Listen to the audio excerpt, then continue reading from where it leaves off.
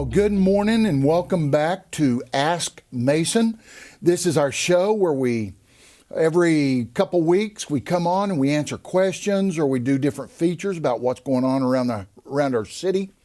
If you do have questions, I want to always remind you you can send those to askmason@enid.org, and we will do our best to always answer those questions. We'll never use your name. So that being said, I'm fortunate. We're back in the studio this week. Yes, sir. I've got Derrick, the director of our communications department, with us. And before we get started, Derrick, just happens to be a trophy sitting in between us. Yeah. I know a lot of people have seen this, but tell us just a little bit about this trophy and what's going on there. It's very exciting. I think it is. So. Yes. Every year, all of the Air Force bases are able to type up and write up a description of how that community and the base works together.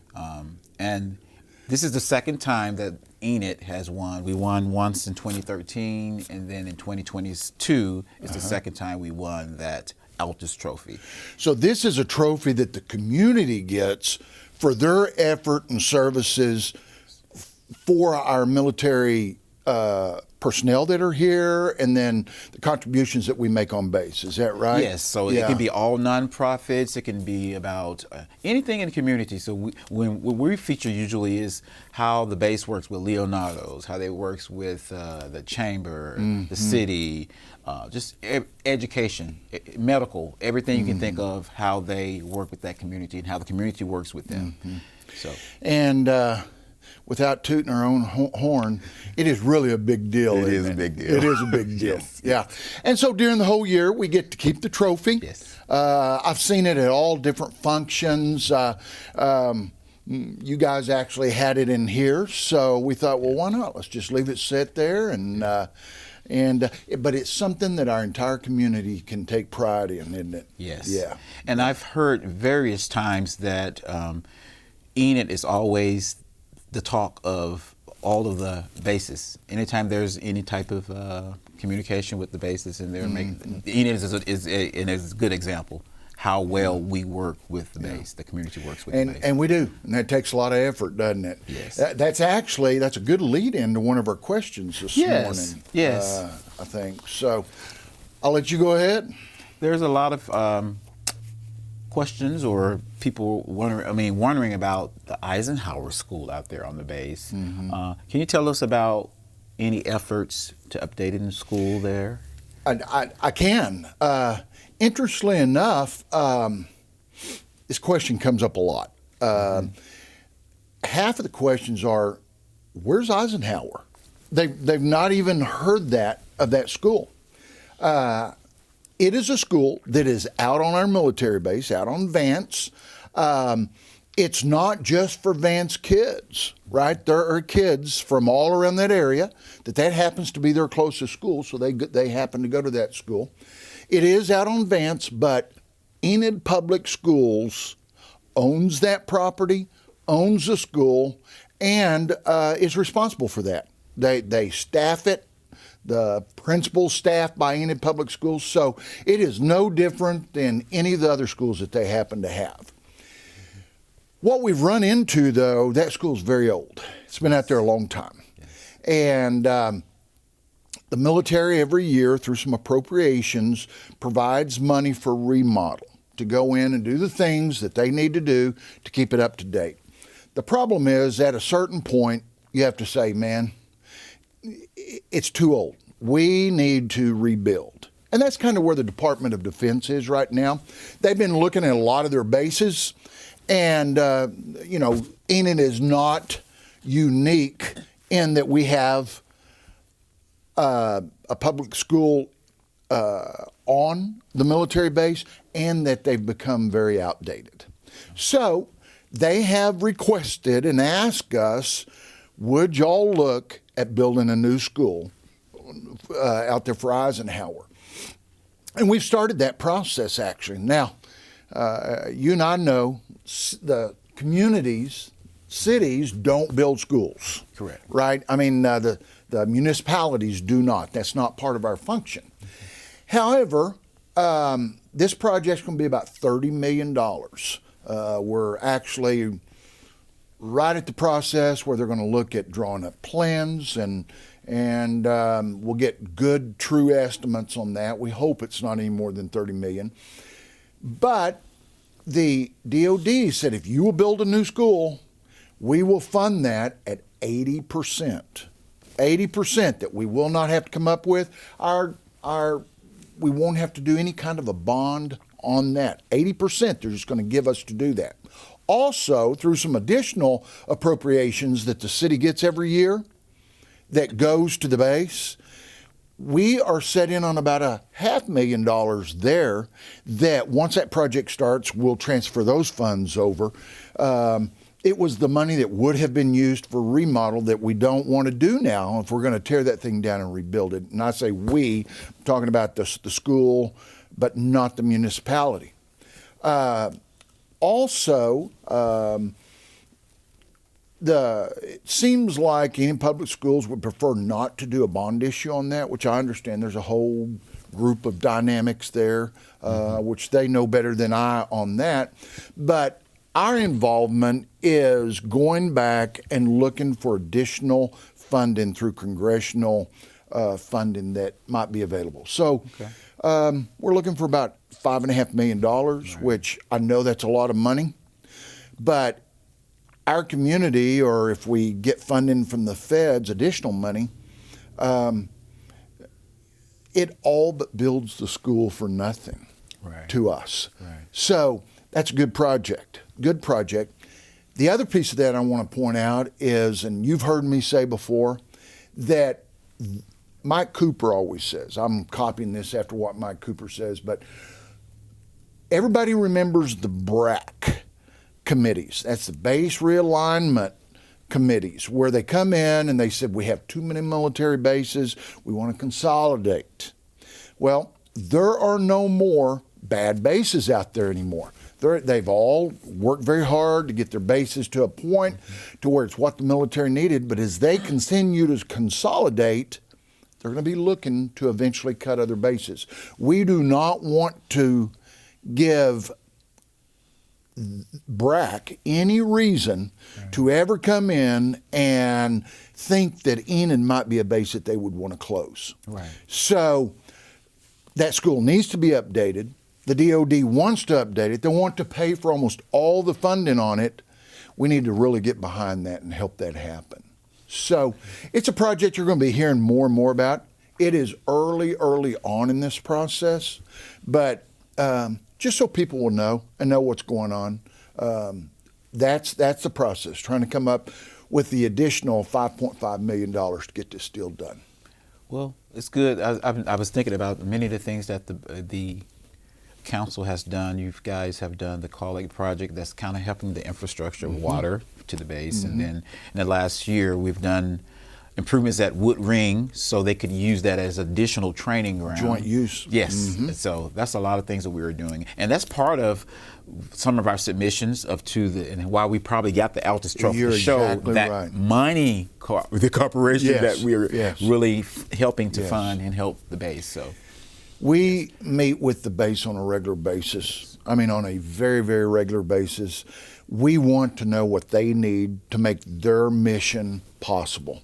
So that's our job as a community, whether that's a military base, whether that's additional water, whether that's you pick it, we're going to try to make that happen. And that all comes back to that relationship that we have with Vance Air Force Base. And this just kind of culminates to that. You know, it's nice. But the main part is we have a military base with great citizens that move in and out of here. We do our part helping support our military. You know, they turn out, I think it's 404 pilots every single year. You know, that's a lot. I go to all those graduations, and man, it is a lot. So it makes you very proud. Makes you very proud that we can have a part in that. So, yeah, I'm excited about that. And maybe my next question is about economic development, but it's also kind of related to the base. And you know, it's more about the There are a lot of questions about the new movie theater. So, yeah. And we've talked about this before, the movie theater, but it has been a while. And if most people are like me, my attention span's about 20 minutes. And then I want more information. Let me back up just a little bit, Derrick. If you remember, we've had a challenge trying to find someone that would come in. That project is about $21 million. It's a huge project, huge undertaking. And we looked and looked and looked, finally found someone that was interested in doing that has the experience that we felt like they needed to have. We didn't want someone taking on that much debt service and this being his first project, right? I mean, we needed someone that understood that and understood the business. That finally happened.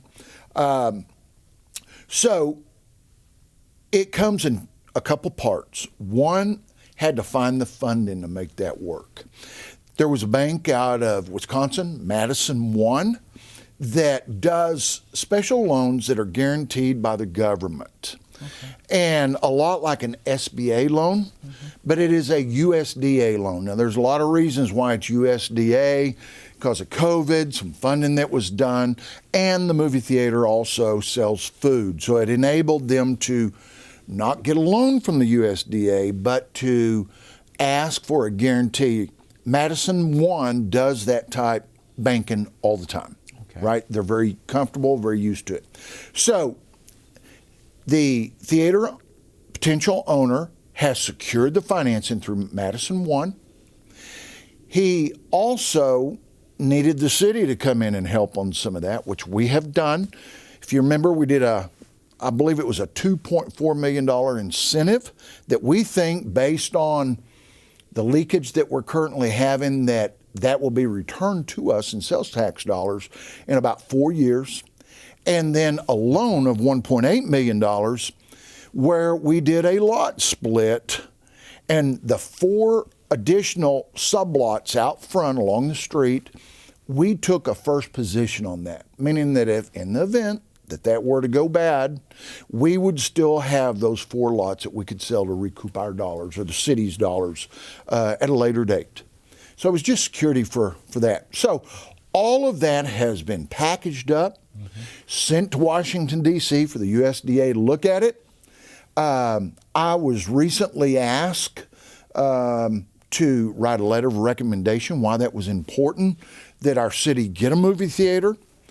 Every time we've done a survey, it's at the very top. Yes. Every time we've done a survey out on base, that's what they want, that's what they need, somewhere for their people to be able to go and have something to go do, entertainment, right? And so it's important to Vance, it's important to our community, and it's important to us not having that leakage of sales tax dollars going to Oklahoma City. Right. So all that being said, I've written that letter, I've signed it. It's now in that packet and up in Washington, D.C. And we are being told that between the middle of December, they keep saying middle of December, middle of January, we should have a statement from the USDA on whether or not they're going to back that loan. So I've never been superstitious, but I'm encouraging everyone to cross your fingers and hope that we get this deal done. The city's just worked and worked and worked on this for multiple years to make this happen. It's out of our hands now. We've done everything that we can do. I'm positive about it. We've contacted Madison One several times, and each time they say, we wouldn't have sent it up there if we didn't think it was a good deal. So they feel good about it, which helps me feel better about it. Yeah. So we hope by the State of the City address might have a great announcement to announce it that during that event. I hope. Cross your fingers, Derrick. Right. Do you have them crossed? Okay. We crossed all of them. Okay. I'm telling everybody, do that. We need a movie theater. Yeah. So it's ongoing, but we're getting closer. We're within probably a month now or so, 5-6 weeks of knowing. Very good. Yeah. Well, is that the 2 questions? Yes, is that what we had? 2 questions today. Once again, thank you for watching. Send in your questions. askmason@enid.org. We just love answering those questions. Those just some of the things people don't understand, and I will always do my best to explain those to you. Wanted to also go back. We had a lot of good positive comments on the session that we did, the story and the talk we did with Chief Courier and the fire department. We're going to have one with the police department coming up pretty soon, and the holidays pose a little bit of a problem, but as soon as we kind of get past that, they have a training facility over there that is absolutely state of the art. Yes. And it's all computerized, and I think we're going to do something inside of there. I'm very excited. I was on Ward 6, the commissioner, whenever we voted that in, but I have yet to ever go inside of that. So I'm excited too. And so watch, it'll be happening in the next few weeks, but we think we've got a good 2024 coming. Great things happening in Enid. We hope everybody enjoys the holidays. Hope you had a great Thanksgiving, a great Christmas coming up. Make sure you be careful with those real trees. We don't need our fire department out there because of that. So be safe, be happy, and I know I'm very fortunate to live in the community that I do. Thank you and happy holidays.